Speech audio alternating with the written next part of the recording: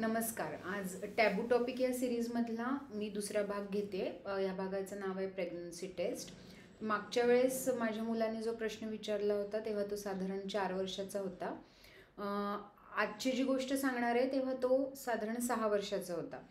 एक दिवस रविवारी संध्याकाळी मी छान एक प्रोग्राम बघत बसले होते टी व्हीवर आणि माझा मोठा मुलगा माझ्या शेजारी खेळत होता. मी पूर्णपणे ते प्रोग्राममध्ये इन्व्हॉल्व झालेले होते. तोही खेळण्यात मग्न होता आणि अचानक त्याचा प्रश्न आला की आई बाळ कुठून येतं पोटात. मला वाटलं साधारण या वयातली मुलं हा प्रश्न विचारतात म्हणून मी हसून दुर्लक्ष केलं. हो म्हटलं बाप्पा देतो आणि मी परत प्रोग्राम बघायला लागले. त्याचा 2 मिनिटांनी परत प्रश्न आला म्हणजे तुझ्या पोटात आहे का बाळ. तर म्हटलं नाही रे आत्ता नाही आहे. परत काही वेळ गेल्यावर त्याचा पुढचा प्रश्न की तुला कसं कळलं तुझ्या पोटात बाळ नाही आहे ते. आणि मग मात्र मी थोडे वैतागले. म्हटलं अरे सारखे प्रश्न नको विचारूस, मला हे ऐकू दे, मी महत्त्वाचा कार्यक्रम बघते, आपण नंतर बोलू.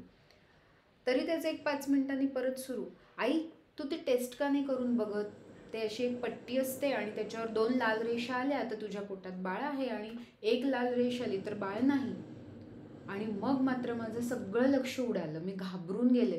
एका क्षणात माझ्या डोक्यात इतके विचार आले की मी ह्या मुलाचं होमस्कूलिंग करते, आता मला सगळे घरचे ओरडणार की बघ हे होमस्कूलिंगचे परिणाम आहेत, ह्याने कुठे काय बघितलं, तुझं लक्ष नसतं. आणि त्याहून मला भीती वाटायला लागली की ह्याला हे कुठून समजलं, ह्याने नक्की कुठे बघितलं किंवा कोणी सांगितलं किंवा ह्याने कोणाला हा प्रश्न विचारला आणि कोणी त्याला काय सांगितलं. असंख्य प्रश्न आले.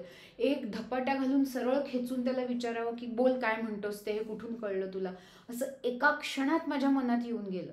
पण मग मी पुढच्या क्षणी स्वतःला सावरलं आणि विचार केला की नाही, आत्ता जर मी ह्याला ओरडले तर हा मला घाबरून काहीच सांगणार नाही आणि कदाचित खरं मला कधीच कळणार नाही. म्हणून मी टी व्ही बंद केला, शांत बसले आणि त्याला विचारलं की नाही रे, ती टेस्ट मी नाही करून बघितली, पण तुला कोणी सांगितलं ही टेस्ट करतात ते आणि कशी करतात मी विसरले, तुझ्या वेळेस मी केली होती. त्याच्यावर तो पटकन म्हणाला की अगं आजी टी व्ही बघत असते ना तेव्हा ब्रेकमध्ये ती काकू येते आणि ती रोज सांगते की ही टेस्ट करा म्हणून आणि ती करून पण दाखवते, तेव्हा मला समजलं.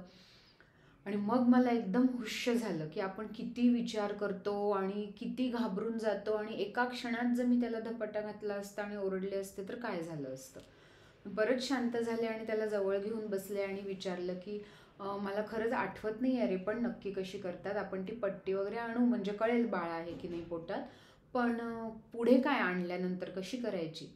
त्याच्यावर तो हसून म्हणाला तू टी व्ही नाही बघत का, ती जाहिरात बघितली नाही का, त्याच्यात जा बेसिनमधलं पाणी टाक नळाचं आणि मग तुला कळेल लगेच 2 मिनिटात की काय आहे ते. आणि मग मी एकदम रिलॅक्स झाले की ह्यांनी कुठे काही पाहिलं नाही आहे, कोणी काही विचारलं नाही आहे. आणि ह्या जाहिराती तर वारंवार आपल्याला टी व्हीवर दिसत असतात. आपण त्या क्षणी मला जाणवलं की आपण हे सगळं थांबवू नाही शकत. आपण किती प्रोटेक्ट करणार मुलांना, कारण हळूहळू आता T V, YouTube, internet, mobile आणि ह्या सगळ्यांमुळे वेगवेगळ्या जाहिरातींचा भडीमार मुलांसमोर होत असतो. ते हिंदी, मराठी, इंग्लिशमधनं त्यांच्या कानावर असंख्य शब्द पडत असतात आणि त्याचा ते त्यांच्या मनाने अर्थ लावत असतात. तर ह्याच्यापेक्षा आपण दरवेळेस शांत राहून त्यांच्याशी थोडंसं संयमाने बोललं आणि शांतपणे विचारलं आणि जर त्याला खूप सिरियसली उत्तर नाही दिलं किंवा खूप त्याचा असा बाऊ नाही केला की इट्स ओके, हे आज ना उद्या मुलांना सांगायचं आहे, हे आज ना उद्या कळणार आहे, तर मग त्याचा त्रास होत नाही असं मला वाटलं. पण त्या क्षणी मात्र मी खूप घाबरून गेले होते.